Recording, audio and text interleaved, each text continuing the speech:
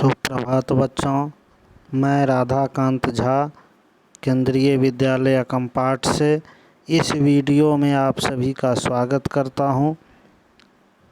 यह कक्षा 8वीं के सहायक हिंदी पाठ्य पुस्तक भारत की खोज का पाठ 3 सिंधु घाटी सभ्यता का हमने अपने पिछले वीडियो में भागवत गीता टॉपिक को पढ़ा। आज का टॉपिक है प्राचीन भारत में जीवन और कर्म। कैसा था प्राचीन भारत का जीवन और लोगों का कर्म कैसा था, इसके बारे में आज के वीडियो में इस वीडियो में हम लोग जानेंगे। तो चलते हैं, देखते हैं आज के एपिसोड में क्या बातें होती है। ओके, अब देखते हैं। लेखक के अनुसार ये प्राचीन भारत में जीवन और कर्म जो है उसमें वह बुद्ध के समय से पहले का वृत्तांत हमें जातक कथाओं में मिलता है। यानी कि इनके अनुसार जातक कथा प्रामाणिक बुक है जिसके द्वारा हम बुद्ध के पहले के वृत्तांत को जान सकते हैं। जातक कथा बुद्ध के पूर्व जन्मों की कहानी है। इन जातक कथाओं का वर्तमान रूप बुद्ध के कुछ समय बाद का है। जातक कथाओं में उस समय का वर्णन है जब भारत की दो प्रधान जातियां थीं। कौन कौन? द्रविड़ों और आर्यों का अंतिम रूप से मेल हो रहा था। द्रविड़ों और आर्यों, द्रविड़ों दक्षिण भारत के प्रजाति थी और आर्य उत्तर भारत के। कहा जा सकता है कि जातक पुरोहित या ब्राह्मण परंपरा तथा क्षत्रिय या शासक परंपरा के विरोध में लोक परंपरा का प्रतिनिधित्व करते थे। यानी कि इसमें न तो ब्राह्मण परंपरा की बात थी, न क्षत्रिय परंपरा की बात थी, या यहाँ पर समाज की परंपरा की बात थी। लेखक के अनुसार जातक में ग्राम सभाएं एक सीमा तक स्वतंत्र थी। गांव की जो सभाएं, जैसे अभी ग्राम पंचायत होता है, उसी तरह उस ज़माने में ग्राम सभाएं होती थी जो एक स्वतंत्र संस्था थी, इंस्टीट्यूट था। आमदनी का मुख्य जरिया लगान था। आमदनी मीन्स इनकम का मुख्य जो रूप था, मुख्य जो रास्ता था वह लगान था। लगान मीन्स टैक्स, ज़मीन पर जो टैक्स लगता है, जो कि फसल के, ज़मीन पर उगने वाले फसल के एक भाग के रूप में लिया जाता था। माना जाता था कि ज़मीन पर उगाया जाने वाला कर, ज़मीन पर लगाया जाने वाला कर उत्पादन में राजा का हिस्सा है। उसका भुगतान हमेशा तो नहीं पर अक्सर गल्ले या पैदावार की शक्ल में किया जाता था। यह कर उपज के छठे भाग के करीब होता था। यानी कि जितना उपज हुआ उसका 1/6, अगर 6 किलो 6 kg यदि कोई अनाज उत्पन्न हुआ तो 1 kg राजा को टैक्स के रूप में देना पड़ता था। यह सभ्यता मुख्य रूप से कृषि केंद्रित थी और इसकी बुनियादी इकाई स्वशासित गांव थी। कहता है यह जो कल्चर था, सभ्यता था, सिविलाइजेशन जो ये था, वह कृषि, एग्रीकल्चर सेंटर्ड था, कृषि पर आधारित था। और इसकी बुनियादी इकाई, फंडामेंटल यूनिट जो था, वह स्वशासित यानी कि सेल्फ गवर्नेंस गांव थे। राजनीतिक और आर्थिक ढांचा इन्हीं ग्राम समुदायों से बनाया जाता था। गांव की कम्युनिटी होती थी जिसमें 10-10 और 100-100 के समूह में बांट दिया जाता था। या तो 10-10 के समूह में होते थे गांव का एक कम्युनिटी, या 100-100 के, 100 के। जातकों के वर्णनों से एक खास तरह का विकास उभर कर सामने आता है। यह विशेष दस्तकारियों से जुड़े लोगों की अलग बस्तियों और गांवों की स्थापना थी। दस्तकारी हाथ से जो विविध तरह के काम करते हैं, जैसे कि बर्तन बनाना, मिट्टी का बर्तन बनाना, बांस का बर्तन बनाना, लकड़ी का काम करना, फर्नीचर बनाना, लोहे का सामान बनाना। कहता है इन लोगों की अलग अलग गांव या बस्ती थे। इस तरह एक गांव बढ़इयों का था जो लकड़ी का काम करता था, एक गांव लोहारों का था जो लोहा का काम करता था। इसी तरह और पेशों के लोगों के गांव थे। ये खास पेशेवर लोगों के गांव आमतौर पर शहर के पास बसे होते थे।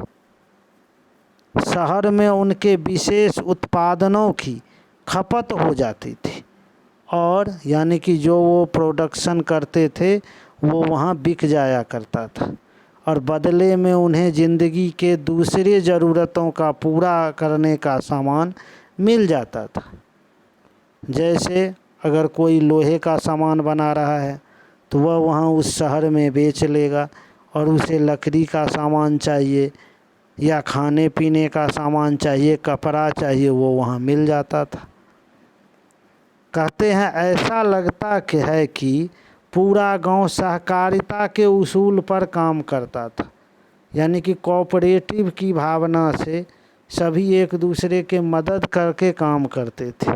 कहते हैं और बड़े ठेके लेता था। शायद उस तरह अलहदा रहने और संगठित, कहता है जो एक जो है सो बड़ा ठेका ले लिया और सारा गांव मिल करके उसे पूरा करता था। कहता है इस तरह अलहदा रहने और संगठित होने से जाति प्रथा का विकास और विस्तार हुआ होगा। कहता है इसी कारण से जो सब अलग अलग भी थे और संगठित भी थे, जिससे जाति प्रथा का विकास हुआ। जातकों में सौदागरों की समुद्र यात्राओं के हवाले भरे हुए हैं। ऐसी घटनाएं भरा हुआ है। सौदागर बोलते हैं बिजनेसमैन को, व्यापारी वर्ग को, तो वो समुद्र यात्रा भी करते थे। सूखे रास्तों से रेगिस्तान को पार करके भरोच के पश्चिमी बंदरगाह और उत्तर में गांधार और मध्य एशिया तक कारवां जाया करते थे। कारवां होता है व्यापारियों का एक झुंड। भरोच से जहाज बेबीलोन, बावेर के लिए फारस की खाड़ी को जाया करते थे। नदियों के रास्ते बहुत यातायात होता था। जातकों के अनुसार बेरे, बनारस बेरे जहाज़ों का समूह होता था। कुछ जहाज़ों के समूह जो होते हैं उन्हें बेड़े बोलते हैं। यह बनारस जो वाराणसी है, काशी है, पटना, चंपा, भागलपुर का नाम चंपा था, यह भी बिहार का ही एक शहर है। पटना भी बिहार का नगर शहर है, राजधानी है बिहार का। बनारस यूपी में है, उत्तर प्रदेश में है। और कहता है दूसरे स्थानों से समुद्र की ओर जाते थे और वहाँ से दक्षिणी बंदरगाहों और लंका और मलय टापू तक, यानी कि मलय टापू तक वह जाता था। मलय द्वीप है, टापू मतलब द्वीप, आइसलैंड। भारत में लिखने की प्रथा बहुत पुरानी है। पाषाण युग के मिट्टी के पुराने बर्तनों पर ब्राह्मी लिपि के अक्षर मिले हैं। मोहनजोदड़ो में मिले शिलालेखों को अब तक पूरी तरह पढ़ा नहीं जा सका है। वे ब्राह्मी लिपि जो पूरे भारत में मिले हैं, निश्चित रूप से इस मूल लिपि में है, जिससे भारत में देवनागरी और अन्य लिपियों का विकास हुआ। यानी कि प्रारंभिक लिपि ब्राह्मी लिपि थी। अशोक के कुछ लेख ब्राह्मी लिपि में हैं। उत्तर पश्चिम में मिलने वाले कुछ अन्य लेख खरोष्ठी लिपि में हैं। ये सब प्राचीन समय के लिपि थे।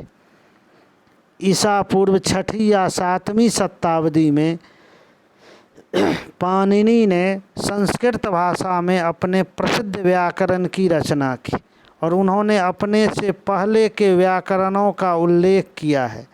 उनके समय तक संस्कृत का रूप स्थिर हो चुका था और वह एक निरंतर विकासशील साहित्य की भाषा बन चुकी थी।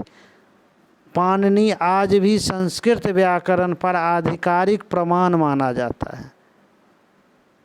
ये लगभग पहला व्याकरण माना जाता है, प्रमाणिक प्रथम व्याकरण, पहला व्याकरण पाणिनि लिखित।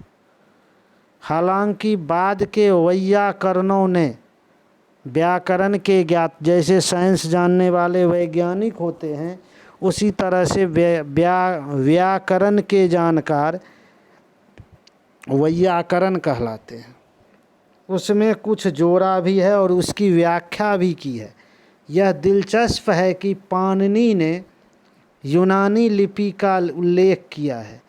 इससे संकेत मिलता है कि पूर्व दिशा में सिकंदर के आने से बहुत पहले भारत और यूनान के बीच किसी न किसी तरह का संपर्क हो चुका था। औषध विज्ञान की पाठ्य पुस्तकें भी थी और अस्पताल भी। अनुश्रुति है कि, यानी कि ऐसा माना जाता है कि भारत में औषध विज्ञान, यानी कि पेड़ पौधों से इलाज करने का जो साइंस था, इसके जनक धन्वंतरी थे। किंतु सबसे प्रसिद्ध पुरानी पाठ्य पुस्तकें ईस्वी सन की शुरू की सदियों में लिखी गई। इनमें औषधि पर चरक की पुस्तकें हैं और शल्य चिकित्सा पर सुश्रुत की कहा जाता है। यानी कि शल्य चिकित्सा, जिसको अभी सर्जरी बोलते हैं, ऑपरेशन करने वाला, ये प्राचीन समय में सुश्रुत इसके जनक माने जाते हैं। और औषध विज्ञान में चरक का पुस्तक सर्वमान्य है। औषध विज्ञान के संस्थापक धन्वंतरी माने जाते हैं, जनक उसके। कहा जाता है कि चरक राजा कनिष्क के दरबार में राज्य वैद्य थे, जिनकी राजधानी पश्चिमोत्तर दिशा में थी। इन पाठ्य पुस्तकों में बहुत सी बीमारियों का जिक्र है, उनकी पहचान और इलाज के तरीके बताए गए हैं। इसमें शल्य चिकित्सा, सर्जरी, मेडिकल, प्रसूति विज्ञान, बच्चे का जो जन्म होता है, जन्म देने वाला जो साइंस है, उसको प्रसूति बोलते हैं। स्नान, पथ्य, सफाई, बच्चों को खिलाने और चिकित्सा के बारे में शिक्षा को विषय बनाया गया है। लेखक का रुझान प्रयोगात्मक है और शल्य प्रशिक्षण के दौरान मुर्दों की चीर फाड़ कराई जाती थी। सुश्रुत ने शल्य प्रक्रिया के औजारों का जिक्र किया है, साथ ही ऑपरेशन का भी, जिसमें अंगों को काटना, पेट काटना, ऑपरेशन से बच्चे को जन्म दिलाना, मोतियाबिंद का ऑपरेशन, जो आँख में होता है मोतियाबिंद, उसका ऑपरेशन किया जाता है। ये भी उस समय में होता था। घावों के जीवाणुओं को धुआं देकर मारा जाता था। ईसा पूर्व 3री से 4थी सदी में जानवरों के भी अस्पताल थे। यह जैन और बौद्ध धर्म का प्रभाव था, जिसमें अहिंसा पर बल दिया जाता था, जो किसी को मारिए नहीं। महाकाव्यों के युग में अक्सर वनों में एक तरह के विश्वविद्यालय का जिक्र किया गया है। ये कस्बे या शहर से बहुत दूर नहीं होते थे। इनमें प्रसिद्ध विद्वानों के आसपास शिक्षा प्रशिक्षण के उद्देश्य से लोग इकट्ठे होते थे। ये अब जीवन और कर्म की बात है, जो उस समय में कैसे कैसे लोग काम करते थे। शिक्षा में तरह तरह के विषय शामिल थे, बहुत विषय थे, जिनमें सैनिक प्रशिक्षण भी होता था। इन वनाश्रमों को इसलिए पसंद किया जाता है, वन के आश्रम को, क्योंकि यहाँ शहरी जीवन के आकर्षणों से बचाकर विद्यार्थियों के लिए नियमित और ब्रह्मचर्य का जीवन बिताना संभव होता था, जो वो धार्मिक रूप से मोरलिटी को सीख सके, मोरल वैल्यू को सीख सके, और वे वापस लौटकर गृहस्थ और नागरिक जीवन बिताएं। इन वन शिक्षालयों में प्रायः छोटे छोटे गुट रहते थे, ग्रुप में बच्चे रहते थे, जो कि इस बात के संकेत मिलते हैं कि लोकप्रिय अध्यापक बड़ी संख्या में विद्यार्थियों को आकर्षित करते थे। कहते हैं बनारस हमेशा शिक्षा का केंद्र रहा। बुद्ध के समय में भी यह प्राचीन केंद्र माना जाता था, किंतु उत्तर पश्चिम में आधुनिक पेशावर के पास एक प्राचीन और प्रसिद्ध विश्वविद्यालय तक्षशिला। यह विश्वविद्यालय विशेष रूप से विज्ञान, चिकित्सा शास्त्र और कलाओं के लिए मशहूर था, और भारत के दूर दूर के हिस्सों से लोग यहाँ आया करते थे। इसी तक्षशिला का स्नातक ग्रेजुएट होना सम्मान और विशेष योग्यता की बात समझी जाती थी। जो चिकित्सक यहाँ के आयुर्विज्ञान विद्यालय से पढ़कर जाते थे, उनकी बड़ी कद्र होती थी, उनकी बहुत इज्जत होती थी। कहा जाता है जब कभी बुद्ध बीमार पड़ते थे तो उनके भक्त इलाज के लिए एक मशहूर चिकित्सक को बुलाते थे, जो तक्षशिला का स्नातक था। ईसा पूर्व 6वीं-7वीं शताब्दी के महान वैयाकरण पाणिनि में भी यही शिक्षा पाई थी, और इसी तक्षशिला में महान राजनीतिज्ञ चाणक्य ने शिक्षा भी पाई, और वहाँ वो शिक्षक भी थे, और वहीं से पढ़ करके चंद्रगुप्त मौर्य निकला था।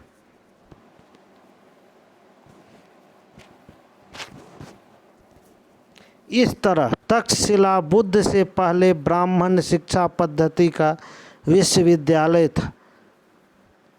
बौद्ध काल में यह बौद्ध ज्ञान का भी केंद्र बन गया था। सारे भारत और सीमा पार से बौद्ध विद्यार्थी यहाँ खींचे चले आते थे। यह मौर्य साम्राज्य के उत्तर पश्चिमी सूबे का मुख्यालय भी था, यानी कि उत्तर पश्चिमी प्रांत जो उसका जो क्षेत्र था, राज्य था, वहाँ के ये मुख्यालय था, ऑफिस था, हेडक्वार्टर था। उस सुदूर अतीत के भारतीय कैसे थे, हमारे लिए इतने पुराने और हमसे इतने भिन्न समय के बारे में कोई धारणा बनाना कठिन है। फिर भी हमें जो जानकारियाँ उपलब्ध हैं, उसके आधार पर एक धुंधली सी तस्वीर उभर कर सामने आती है। वे खुले दिल के थे। एक जो चित्र बनता है प्राप्त साक्ष्य प्रूफ के आधार पर, वो क्लियर तस्वीर नहीं बनता है, मगर जो कुछ पता चलता है वो ये है कि वह खुले दिल के थे, आत्मविश्वासी और अपनी परंपराओं पर गर्व करने वाले थे, रहस्य की खोज में हाथ पांव मारने वाले थे, प्रकृति और मानव जीवन के बारे में बहुत से प्रश्नों से भरे थे, अपनी बनाई हुई मर्यादा और मूल्यों को महत्व देने वाले थे। जो मर्यादा बनाते थे, जो अपना एक आदर्श बनाते थे, जो वैल्यू अपने लिए बनाते थे, उसको महत्व देते थे, पर जीवन में सहज भाव से आनंद लेने वाले और मौत का लापरवाही से सामना करने वाले लोग थे। इस तरह कहा जा सकता है लेखक के अनुसार जो भारतीयों का, प्राचीन भारत का जो जीवन और कर्म था वो बहुत ही अलग किस्म का था, जिसमें बहुत ही उन्नत व्यवस्था थी और सभी लोग आत्मविश्वासी थे अपने परंपरा पर गर्व करते थे और मिस्ट्री रहस्य के खोज में हाथ पांव मारने वाले थे। इसमें जैसे सुश्रुत का नाम आया है जो कि शल्य चिकित्सा में थे, धन्वंतरी जो आयुर्वेद के या औषध विज्ञान के जनक माने जाते हैं, चरक का पुस्तक बहुत ही प्रसिद्ध हुआ है। ये तमाम बातें बताता है जो भारत का जीवन और कर्म कैसा था। इन तमाम बातों को हमने जाना। अब आगे हम अपने अगले वीडियो में महावीर और बुद्ध इनके बारे में जानेंगे, वर्ण व्यवस्था के बारे में जानेंगे जो कि बहुत मज़ेदार है। इसलिए आप लोग हमारा नेक्स्ट वीडियो ज़रूर देखें। इस वीडियो को देखें, शेयर करें, सब्सक्राइब करें, लाइक करें और कमेंट करें। धन्यवाद। जय हिंद।